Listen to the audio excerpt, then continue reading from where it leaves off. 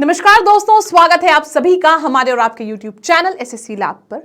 और आज का ये वीडियो होने वाला है आरआरबी ग्रुप डी की तैयारी करने वाले हर एक स्टूडेंट के लिए बहुत खास, क्योंकि आज के इस वीडियो में मैं आपको बताने वाली हूं आखिरी 7 दिन की स्ट्रैटेजी।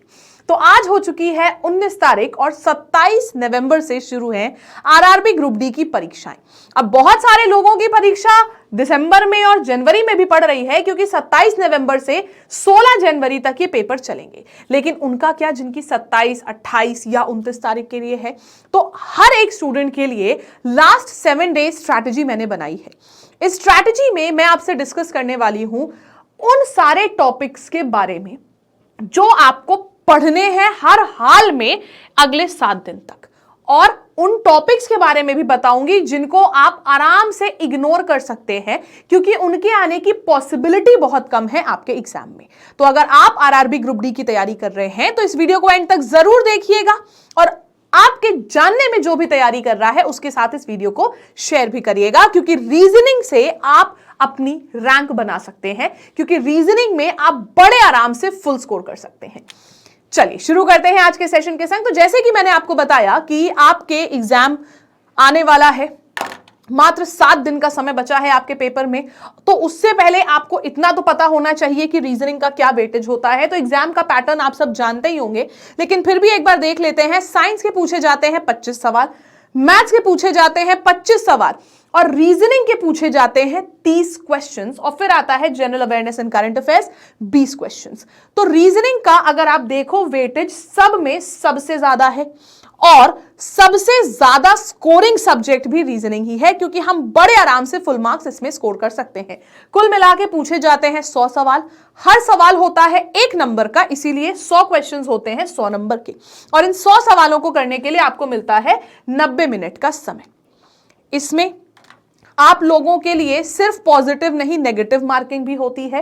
तो अगर आप एक क्वेश्चन गलत करते हैं तो 1/3 मार्क्स माइनस में भी जाता है। सही करोगे तो प्लस का 1 मिलेगा, गलत करोगे तो 1/3 डिडक्ट होगा। अगर क्वेश्चन में कुछ भी नहीं करोगे, छोड़ दोगे, तब आप 0 पे रहोगे। ठीक है, तो नेगेटिव मार्किंग होती है 1/3 की। तो अगर सवाल सोच रहे हो कि यार लाओ तुक्का मार लेना, तो उससे अच्छा है कि आप छोड़ दो, कम से कम नेगेटिव में नहीं जाओगे। ठीक है, तो जैसे कि मैंने अभी आपको बताया, रीजनिंग सबसे ज्यादा इंपॉर्टेंट है, सबसे ज्यादा वेटेज है, सबसे आसानी से आप इसमें फुल मार्क्स स्कोर कर सकते हैं। तो सबसे पहले अब हम देखते हैं रीजनिंग का सिलेबस है क्या। देखो, रीजनिंग 3 भागों में डिवाइडेड होती है, verbal, non verbal and logical. अगर मैं पिछले साल के पेपर की बात करूं, आरआरबी ग्रुप डी 2022 की, तो नॉन वर्बल पूछा ही नहीं गया पेपर में। हमने बहुत सारी शिफ्ट्स में देखा नॉन वर्बल यानी कि जितने भी फिगर से संबंधित सवाल थे, नहीं आए। तो नॉन वर्बल का वेटेज वैसे भी अगर मैं पिछले साल से कंपेयर करूं तो काफी कम हुआ, लेकिन इस बार जब एनटीपीसी का ग्रेजुएट एंड अंडर ग्रेजुएट का पेपर देखा तो बहुत कम ऐसी शिफ्ट्स थी जिसमें हमको फिगर वाले क्वेश्चंस मिले। तो उस हिसाब से हर एक वैरायटी ऑफ रीजनिंग, हर एक branch of reasoning, verbal, non verbal, logical, सबको मिला लें तो ये हमारा कंप्लीट सिलेबस बनता है जनरल इंटेलिजेंस एंड रीजनिंग का, जिसमें से कुछ टॉपिक्स ऐसे हैं जिन पे ज्यादा फोकस करना है, कुछ टॉपिक्स ऐसे हैं जिन पे कम फोकस करना है। सबसे पहले हम बात करते हैं कंप्लीट सिलेबस की। लेकिन क्या ये सब आपको पढ़ना है अगले 7 दिन में? नहीं। सिलेबस में हमारा एनालॉजी भी आता है, सीरीज भी आता है, क्लासिफिकेशन यानी कि ऑड वन आउट भी आता है, फिर उसके बाद हमारा coding, decoding, mathematical operation, syllogisms, Venn diagram, clock calendar, blood relation, decision making, directions, order ranking, बहुत ढेर सारे सवाल हमारे होते हैं। लेकिन क्या ये सारे इंपॉर्टेंट हैं टॉपिक्स एग्जाम के लिए? नहीं। आपके पेपर में जो 30 क्वेश्चंस बनते हैं वो इन सब में से सिर्फ 8 से 10 टॉपिक्स के बनते हैं। मान लो आपके पास सिलेबस में 30 टॉपिक्स हैं, तो क्या हर एक टॉपिक से वो क्वेश्चन बनाएगा? नहीं। वो सिर्फ 8 से 10 टॉपिक्स उठाएगा जिनसे वो घूम घूम के क्वेश्चन बनाएगा, एंड उन्हीं 8 से 10 टॉपिक्स को आपको पढ़ना है अगले 7 दिनों में। अगर हम बात करते हैं हाई पॉसिबिलिटी टॉपिक्स की, ये है हमारे हाई पॉसिबिलिटी टॉपिक्स जिन पे आपको करना है ज्यादा फोकस। ये इनके पूछे जाने की पॉसिबिलिटी हाई है। सबसे पहले हम बात करेंगे एक ऐसे टॉपिक की जिसको मैंने यहां पे लिखा नहीं है, क्योंकि मैंने सोचा था आपके सामने लिखूंगी। बहुत सारे स्टूडेंट्स के दिमाग में कंफ्यूजन रहता है, कंफ्यूजन नहीं रहता है, वो डिसाइड करके चलते हैं कि कुछ भी हो, मैं सिटिंग अरेंजमेंट तो बिल्कुल भी नहीं पढ़ के जाऊंगा, या फिर सिटिंग अरेंजमेंट तो मैं छूंगी ही नहीं एग्जाम से पहले। तो आपको बता दूं, सिटिंग अरेंजमेंट और पजल दो ऐसे टॉपिक्स हैं जो कि आपके रीजनिंग में कम से कम 4 से 5 क्वेश्चंस के पूछे जाएंगे। 30 में से 4 से 5 क्वेश्चंस या 4 से 5 नंबर तो आपके सिर्फ इन दोनों टॉपिक से आएंगे, पजल एंड सिटिंग अरेंजमेंट के। तो पजल एंड सिटिंग अरेंजमेंट जो भी सोच रहा है कि हम छोड़ के जाएंगे ना, बहुत बड़ी गलती कर रहा है। इस टॉपिक को बिल्कुल भी छोड़ के मत जाइएगा। पजल एंड सिटिंग अरेंजमेंट की पूछे जाने की पॉसिबिलिटी बहुत ज्यादा है आपके एग्जाम में। फिर अब बात करते हैं हम वर्बल रीजनिंग के बेसिक टॉपिक्स की, जैसे कि हमारा एनालॉजी हो गया, मतलब number analogy, word analogy and figure analogy भूल जाओ, number, letter and word analogy. समानता बतानी होती है, सवाल पूछे जाएंगे कम से कम 3 से 4।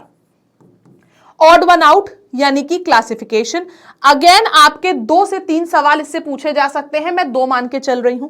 सीरीज, अब सीरीज में कई प्रकार की सीरीज आती है। एक तो नंबर सीरीज आती है, जैसे 5, 10, 15, अगला बताओ क्या होगा। दूसरी सीरीज ऐसी होती है 523, 126, 123, 527, और आपको सवाल कह देगा हर एक नंबर का फर्स्ट डिजिट में 6 ऐड करो और दूसरे डिजिट से 1 माइनस करो और फिर बताओ क्या बनेगा।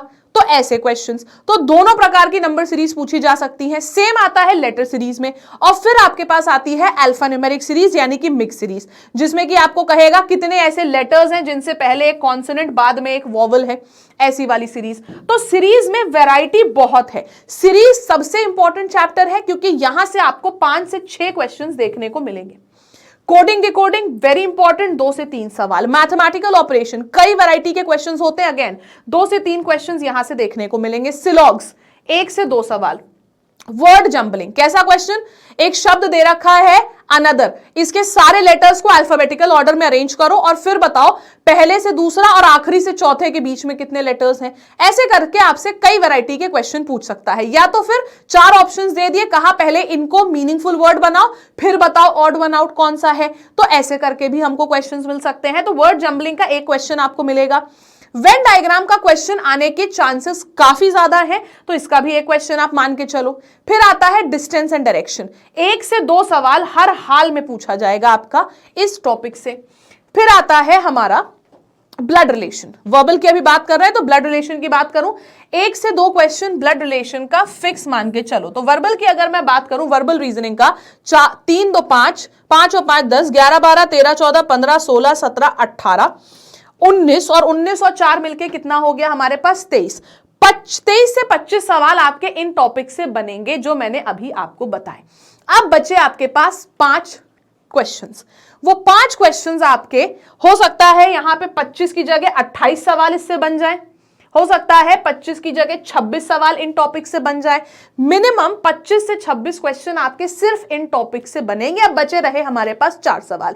वो 4 सवाल आपके लॉजिकल रीजनिंग से पूछ सकता है, जैसे कि कथन पर आधारित सवाल। अब कथन पर आधारित सवालों में कथन और धारणाएं यानी कि स्टेटमेंट एंड अजम्पशन भी होता है, कथन और मतलब हमारा निष्कर्ष यानी कि स्टेटमेंट एंड कंक्लूजन भी हो सकता है, स्टेटमेंट आर्ग्यूमेंट, बहुत सारे अलग अलग वैरायटी के क्वेश्चंस आपसे स्टेटमेंट रिलेटेड पूछे जा सकते हैं। ये सारे क्वेश्चंस जो आएंगे भी आएंगे ज्यादा से ज्यादा 2 से 3 क्वेश्चंस आएंगे इन टॉपिक्स पर बेस्ड।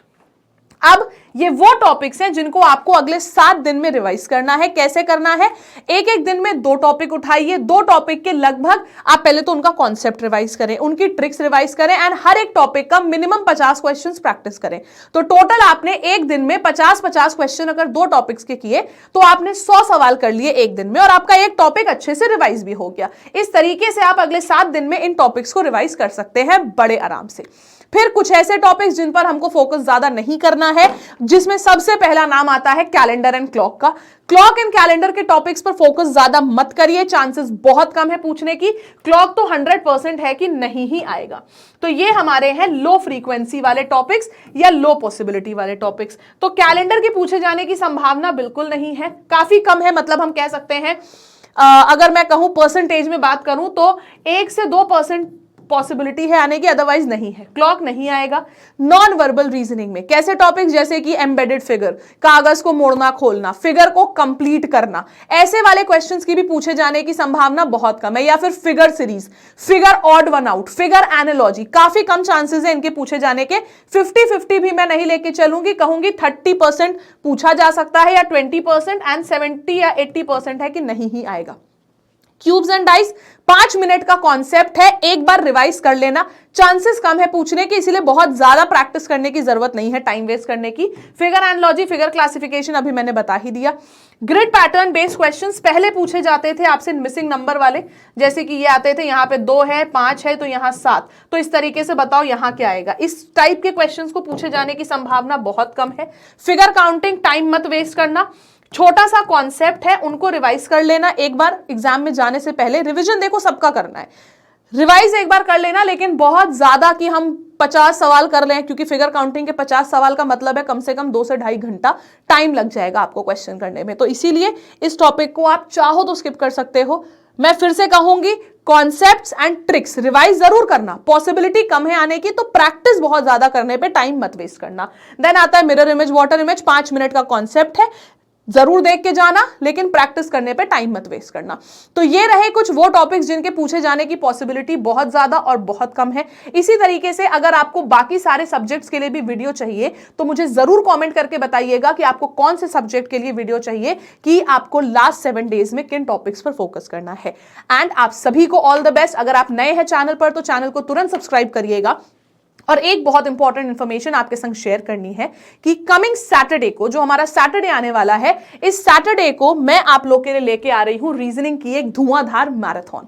ये मैराथन आपकी चलेगी सैटरडे यानी कि 22 नवंबर को शाम 4 बजे से लेके तब तक जब तक सवाल सारे खत्म नहीं हो जाते। कम से कम 2 से 2.5 घंटे की तो आपकी ये चलने ही वाली है मैराथन। तो जरूर आइएगा 22 नवंबर को शाम 4 बजे इस मैराथन को अटेंड करने। क्लास का टाइम रेगुलर है 5 बजे और मैराथन आपकी स्पेशल लग रही है सैटरडे को शाम में 4 बजे से, तो उसको जरूर अटेंड करिएगा। नए हैं चैनल पर तो सब्सक्राइब करिएगा। कैसी लगी आपको ये स्ट्रैटेजी मुझे जरूर बताइएगा कॉमेंट सेक्शन में। मुलाकात करते हैं अगले वीडियो में, तब तक के लिए जय हिंद, जय भारत।